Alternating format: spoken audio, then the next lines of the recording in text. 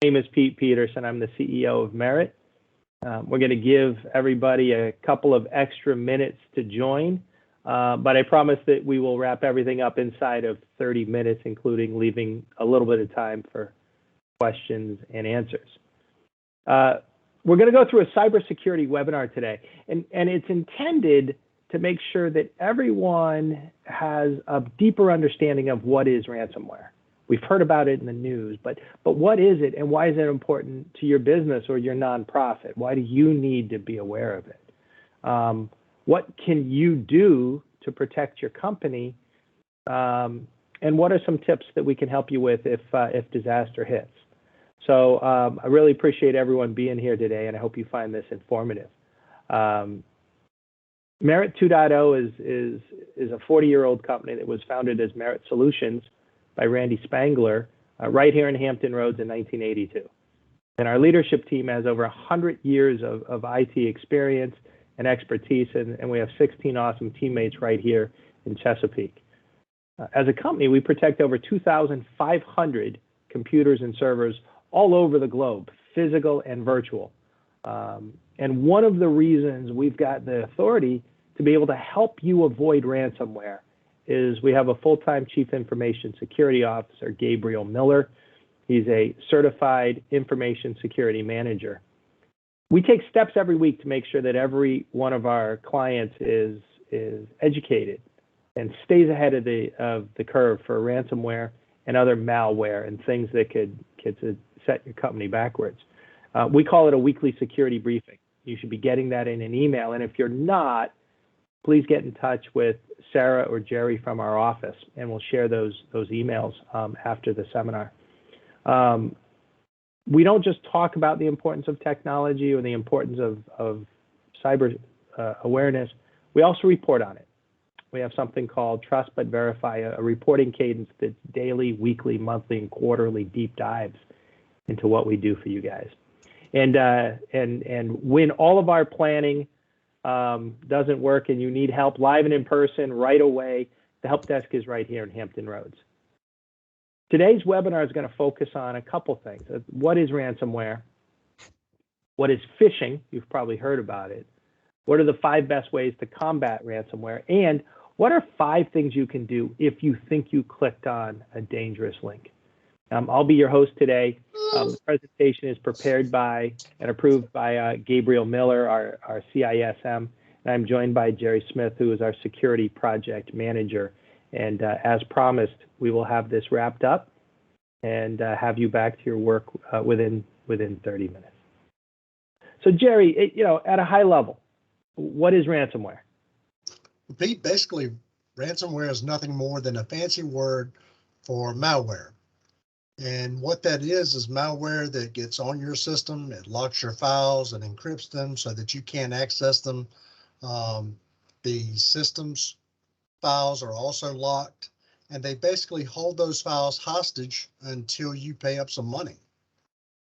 So they want the business, they want a nonprofit, they want a school to pay money. They're extorting money from hardworking businesses.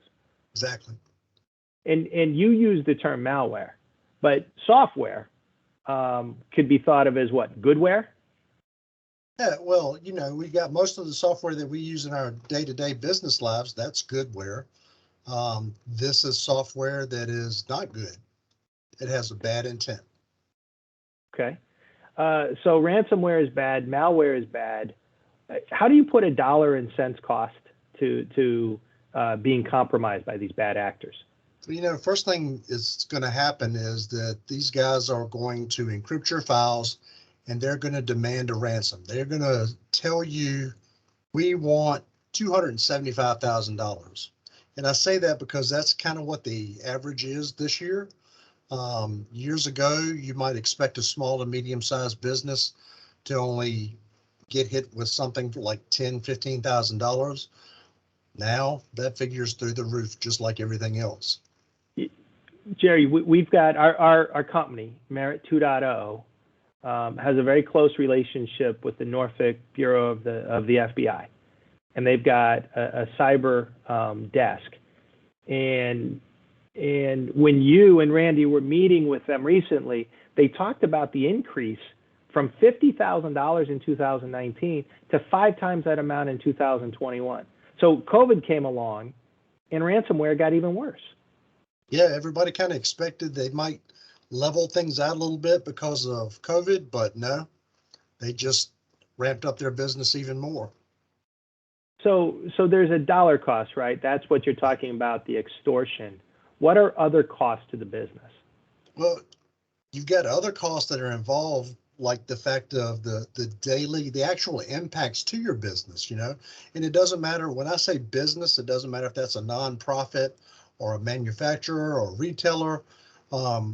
They don't care. That business, your day-to-day operations, you have to pay bills, you have invoices, you have clients that you have to contact. If you're a school, you've got parents. If it's a doctor's office, you've got patients. You've got other providers, hospitals you have to deal with. The true and so cost you mean none of this stuff is working.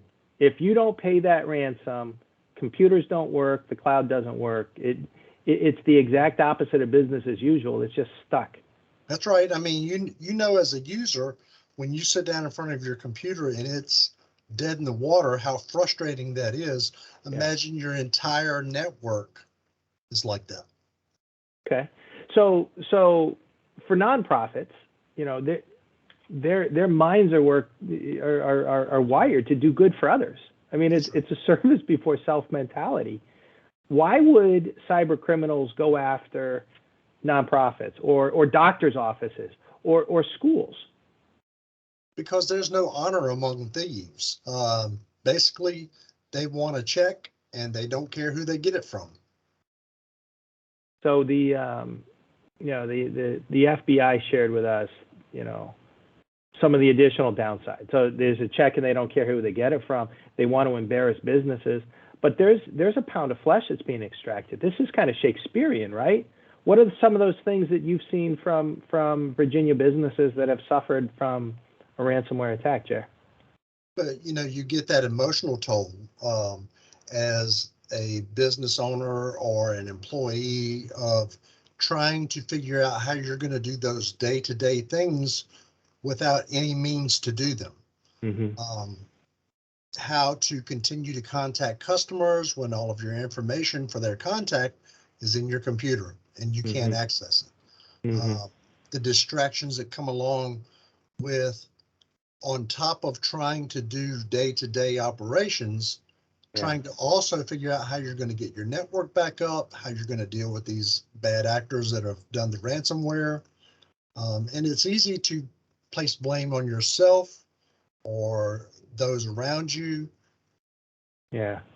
I really thought when we were speaking with the authorities, when we're looking at it from a global scale, from the FBI's viewpoint, the thing that keeps coming back to me is you spend years, decades building a great reputation. You serve your community, you provide great service, and then boom, overnight, your reputation's in tatters. Ransomware has ruined everything. So now we're scared of ransomware. How do you get it? Like, what are the common ways that a business or a nonprofit or a medical office could come down with ransomware? Well, you've got your appliances, your equipment, PCs, firewalls, servers. You're using old equipment. It's outdated. It's not updated. The operating systems are no longer supported, so you're not getting security updates. Your antivirus software is not up to date. You're not using multi-factor authentication if it's available to you, because it's too much of a pain. You don't want to have to deal with it. Passwords, you're using simple passwords that are easy to remember, and you use them on multiple websites. I mean, after all, no matter how much of a shield we put around our clients, that weakest link that is beyond our control is an employee who opens the door and lets the hackers in. Okay, so before we go into phishing, because it's a phrase that we've used with a funny spelling, tell me just carve out a little bit of time, Jerry, to talk about passwords. What do you mean that we shouldn't reuse and we shouldn't have simple passwords? What's a good length for a password today? You know, if you've been in the business of using computers for a long time, in the beginning you could only use a six-digit password or an 8-digit password. Well, we're well beyond that now. So the simplest thing to do to make it memorable is to use what we call a passphrase instead of a password. It might be, I like making money, something long, and then just put something at the end of that makes it unique to that website. Yeah. So if you added numbers, if you added something unique into that cloud, then you're somewhere north of 16 characters, and that becomes that becomes a level at which brute force is not going to be successful even with a supercomputer. That's right. All right. So the top 5 things, if you're a Merit client, if you're watching this and Merit is your IT partner, you don't have to worry about the firewall part. If we've got your email in the Microsoft cloud, you have to worry about multi-factor authentication. We update the antivirus. We help make sure the PCs aren't beyond the service level. And now we've done passwords. So is everything protected? Well, everything's protected, but the actions of the individual. Okay. All right. So we hear about phishing. What is phishing? Well, we're all used to fishing in this area. You got the deep sea fishing, we've got the saltwater fishing, fly fishing, but this kind of fishing is something a little bit different. It's basically the same type of thing. We're going to throw a line out and see what we can hook. But in this case, the line is going to be an email and the hook is going to be you. What we don't want to see happen is where somebody sees an email and compromises themselves and their business by giving away their information. Yeah. So the phrase that we use in the industry is PII, personally identifiable information. But it's a broad phrase that means any information which shouldn't be shared, whether it's financial or personal or medical, right? Right. And so you're in charge of security special projects at Merit. So you're in charge of sending out our phishing education. What type of email is it when you send it out to everybody, Jerry? Well, we've done 2 rounds so far. Our first round we sent out was just telling people that their connection to the Exchange server was down. All they had to do was type in their credentials to get reconnected and receive email. And did people fall for it? Unfortunately, they did. Okay. And all right. Now this month, we're coming up. Yeah. On what was the latest this month? So what we've sent out is email saying that you have a package being delivered by UPS. Just sign in to see where it is. And I would imagine that's a pretty hard one to say no to. It is. We get a lot of people that are interested to see exactly what that looks like.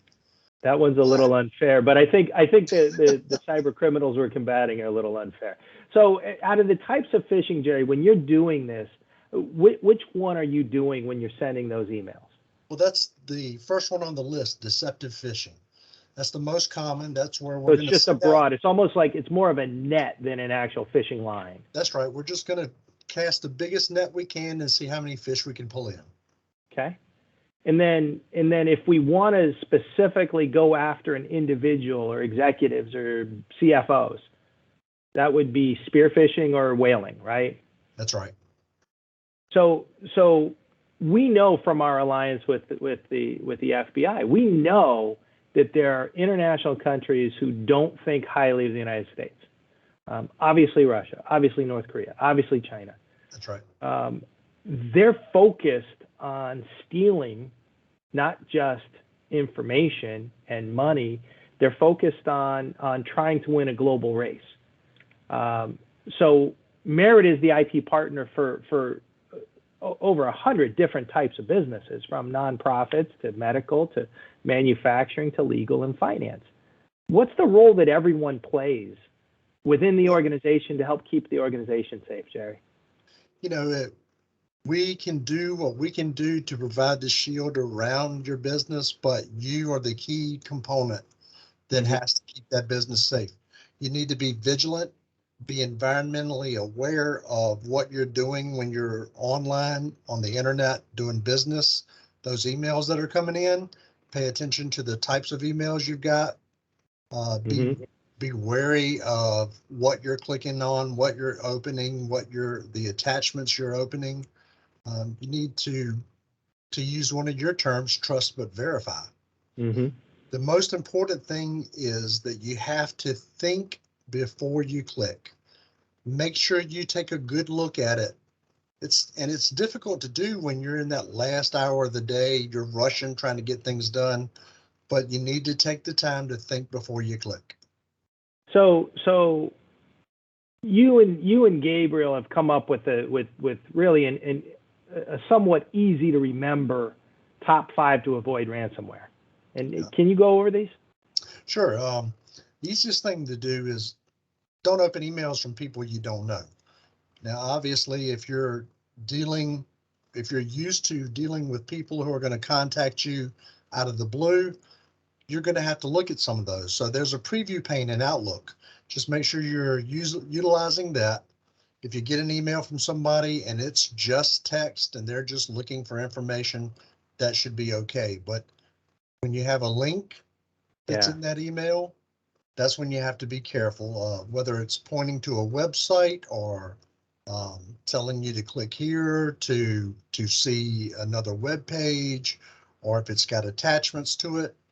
And one of the most important things that we've kind of mentioned a little bit, and that's never disclose financial information. That's your information. That's your business's information. You don't ever want to discuss that in an email. Yeah. Yeah. Jerry, we got a couple of questions. Let's just reiterate this. Is viewing the email from your inbox the same as opening the email? No. So in your Outlook, you have the option to have what's called a preview pane. And that's where you have a list of emails. It's the one that's selected shows up in the email, the preview pane on the right-hand side. Yep. Or at the bottom.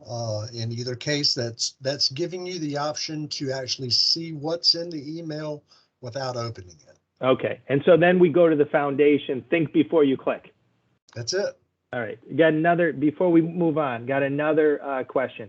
We get many emails from unknown members. How do we best protect ourselves in situations while still serving the mission of responding to people in need, people with questions, clients?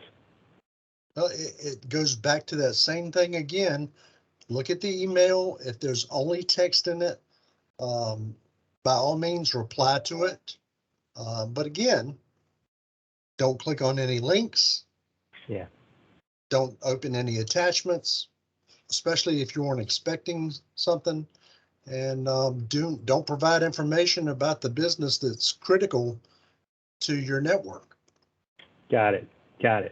All right. So there's 5 ways to avoid ransomware.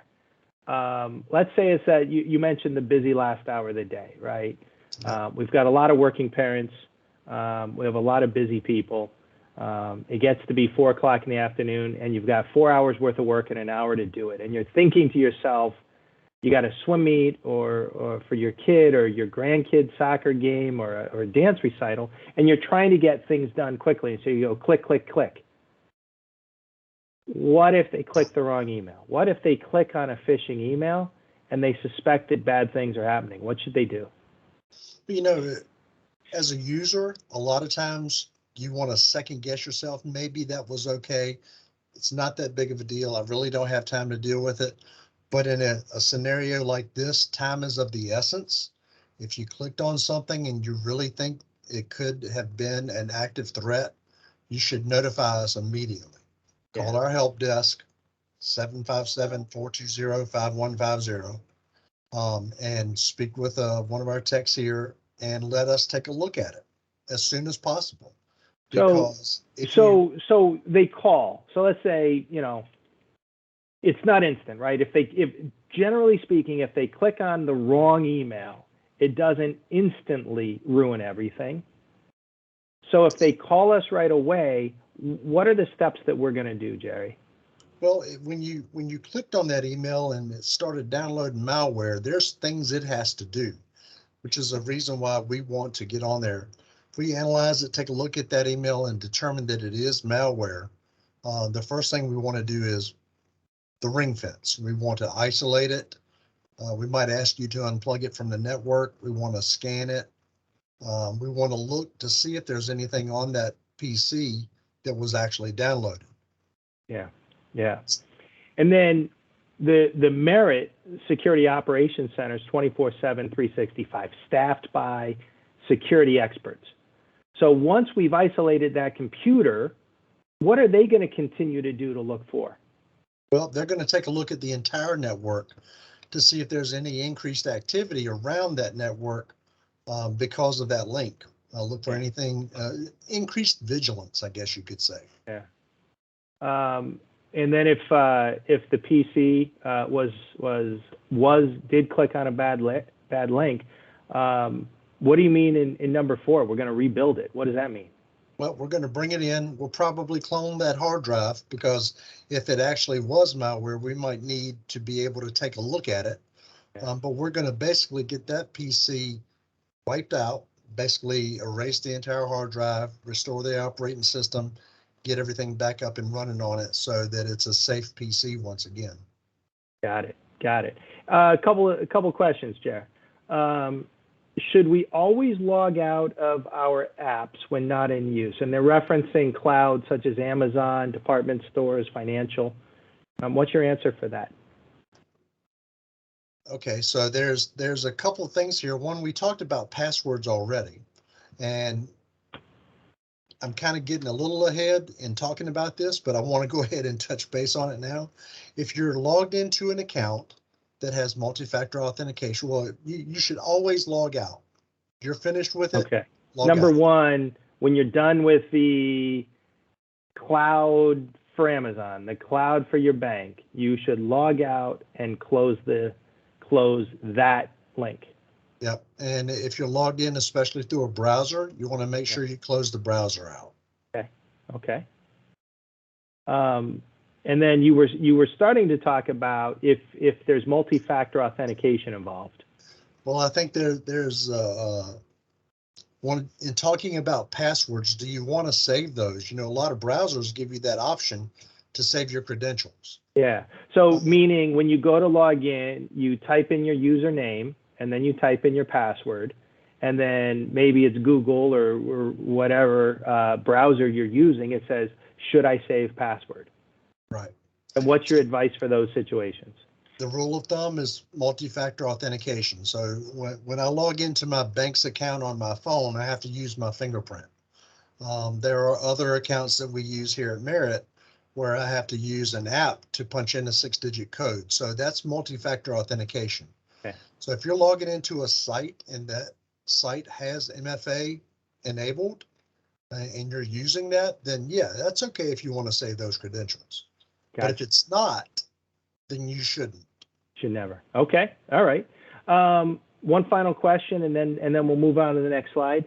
Some people travel with laptops, and they might access a Wi-Fi that could be from a suspect source. Should they connect to any Wi-Fi they find, Jerry? And if not, what are the options? The options for me are if it's an unsecured Wi-Fi that you don't have credentials for, and even sometimes if it's a secured one, I would be very wary of it. I would not recommend that you connect. It can be slower, but worst case scenario, if you have a smartphone that disappears when you hold it up, let's see it like that. If you have a smartphone, most smartphones are set up so that you can enable the hotspot on them. It's a little bit slower, but it's far more secure than using the Wi-Fi at Starbucks. Great. So I want to talk, from a corporate strategy. we probably spend 25 to 40% of our energy these days from leadership, Jerry, thinking about next steps to secure clients. Didn't used to be that way. It was always about patching and upgrading and help desk. But now it's really having tools and controls in place. In the old days, a network and an antivirus was going to be enough. But now we're working on a 24/7, 365 environment. We're doing everything from dark web scanning to filtering to cloud to identity management.